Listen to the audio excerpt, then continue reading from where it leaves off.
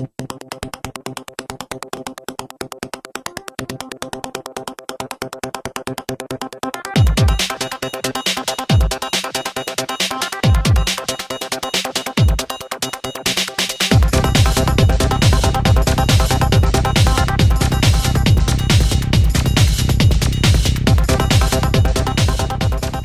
and welcome to the October Glass Bites AGRR Magazine Newscast. I'm Jenna Reed, editor. And I'm Holly Biller, Vice President of Media Services. A hot topic we're looking at in this month's newscast is how to deal with short pays from insurers. Many auto glass companies feel they're getting shortchanged. So what exactly is a short pay? A short pay happens when an insurer declines to pay an auto glass company's full invoice for auto glass work, Holly. It appears more auto glass companies are successfully fighting this practice.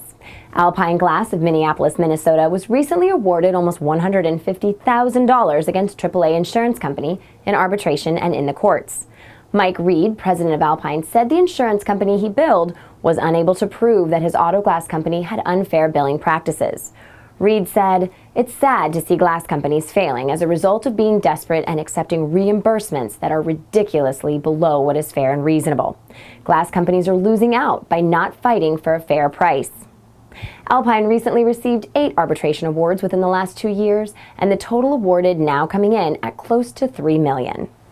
We caught up with Rick Rosar, owner of Minnesota-based Rapid Glass, who also has faced similar short pay situations and won full reimbursement from insurers in arbitration. Rosar was recently awarded almost $40,000 in arbitration from USAA Insurance.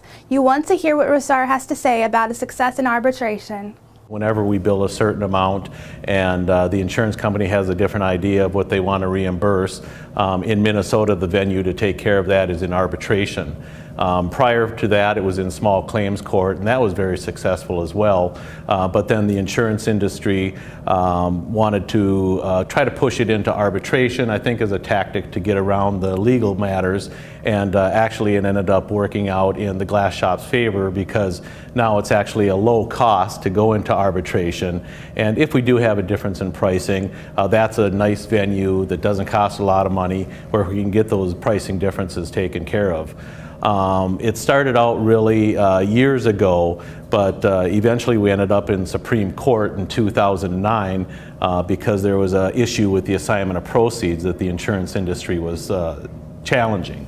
And after it went through Supreme Court, I believe it was in 2009, and the assignment of proceeds was valid, then that at least gave the glass companies a way to work with fair and reasonable pricing and to let a non-biased arbitrator listen to the issues and decide for themselves what was fair and reasonable and what the insurance company should reimburse the shops at based on their policy language.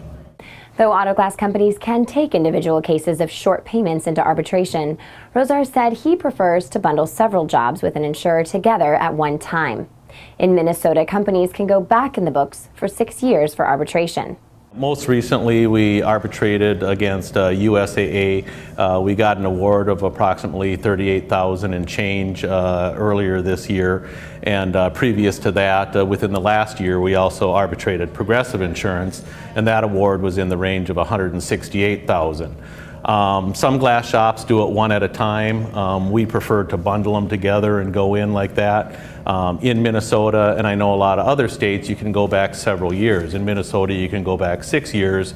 So we bundle them together and then hire an attorney and then go in and collect them that way.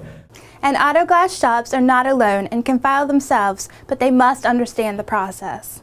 I mean, I don't think it's something to be afraid of. Everybody has different business models. We primarily market to the consumer. We do get referrals from agents.